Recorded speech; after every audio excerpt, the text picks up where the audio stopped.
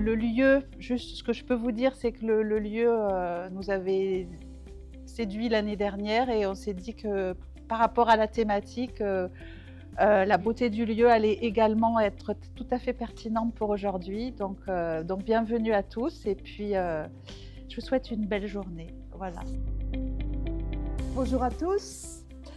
Donc Léo Berny, Elisabeth Siré-Fils, nous sommes des artistes réunis par une structure qui s'appelle Avec de ci de l'art au cœur du Var. Je rêve que je suis un oiseau et que je m'envole. Alors elle le déterre consciencieusement. Oh regarde, j'ai des bouts de racines sous les pieds. C'est bien que tu les gardes.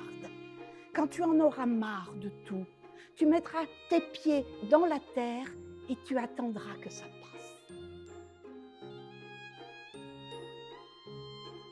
Du coup, comment faire pour que la crèche soit un lieu avec lequel l'enfant va pouvoir se familiariser, qui va pouvoir accepter, un lieu où il va pouvoir s'investir, où il va pouvoir se sentir bien, un lieu où il va acquérir une expérience dont il va pouvoir profiter plus tard. Eh bien, peut-être que la vie de bébé, elle s'éclaircit de cette réalité-là. C'est-à-dire que l'important, c'est le cadre, on l'a dit, le contenant, la boîte de Saint-Exupéry. C'est-à-dire que le tout-petit a besoin d'un cadre qui soit au plus près de cette familiarité qu'on évoquait. Un déroulement prévisible de la journée, qui puisse savoir les choses, qui puisse...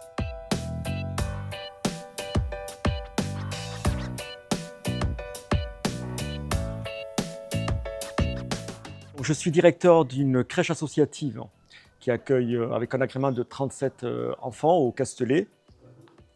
Alors pourquoi cette intervention? Déjà on me l'a proposé, j'étais ravi et c'est vrai que je me rends compte lorsque j'ai écouté attentivement la première intervention que ça collait complètement au thème. On parle d'environnement bénéfique donc pour l'enfant.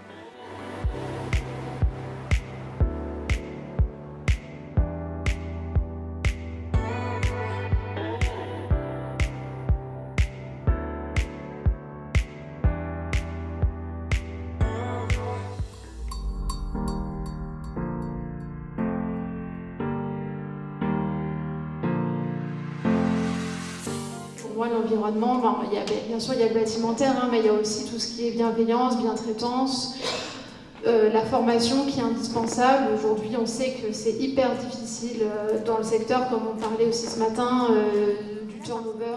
J'ose espérer que la notion même de qualité de vie au travail ou de besoin de répondre aux familles, effectivement, une place à vivre, c'est pas dépanner à part.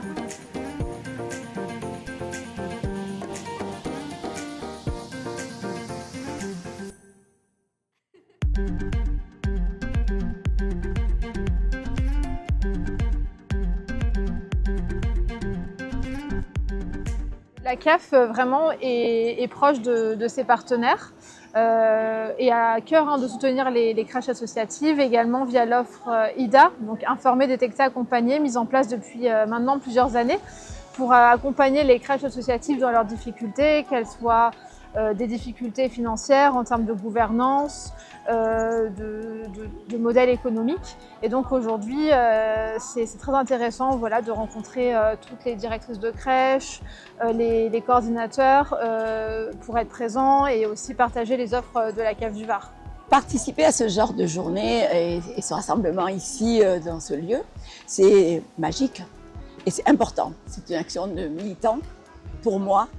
Après 40 ans de carrière, je participe toujours à ce genre de journée parce qu'il est fondamental d'échanger, participer à ce réseau pour avancer. C'est compliqué aujourd'hui, notre métier n'est pas si simple et le milieu associatif a besoin de ce rassemblement et de ces journées-là.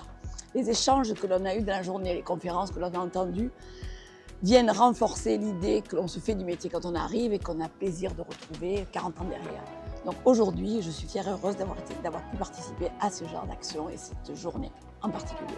On avait surtout envie de proposer une respiration aux équipes professionnelles, aux directions, qui depuis 2-3 ans sont pris dans un engrenage post-Covid, réglementation qui évolue, finances qui évoluent.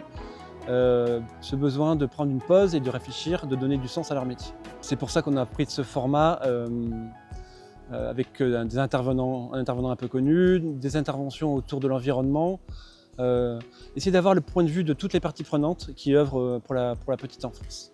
La journée thématique, ça répond à plusieurs besoins, déjà de fédérer, de permettre aux personnes de se rencontrer, de donner un peu des apports théoriques aussi sur le sujet, de nouer des nouveaux contacts, faire vivre la charte et puis donner du sens au projet.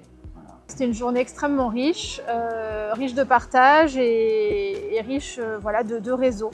Donc on a organisé cette journée pour travailler autour de la qualité d'accueil, offrir un espace de rencontre pour les professionnels de la petite enfance cette année.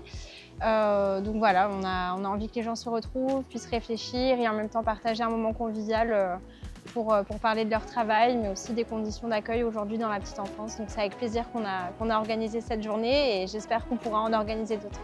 L'année prochaine, on fera encore mieux. On a envie de leur proposer ces journées encore. On a des témoignages, tout le monde est ravi.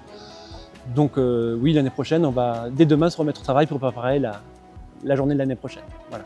On retient de cette journée beaucoup de plaisir à être venu, à échanger, se retrouver, mais aussi réfléchir, s'interroger sur les conditions, la qualité d'accueil et puis l'échange entre professionnels. J'ai vu qu'il y avait beaucoup de joie à partager ce moment-là.